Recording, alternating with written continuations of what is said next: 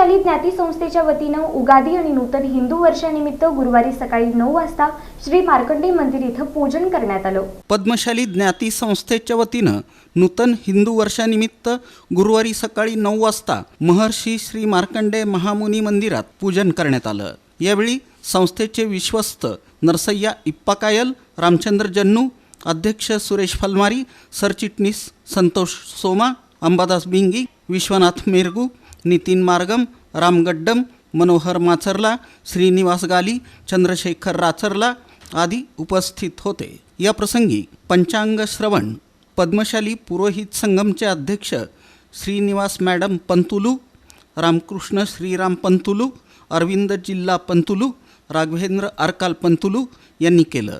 या प्रसंगी पच्छडा माठाचं पूजन करून वाटप करण्यात आलं। गुढीपाडवा पूजा मानकरी म्हणून सदानंद इट्टम हे उपस्थित होते।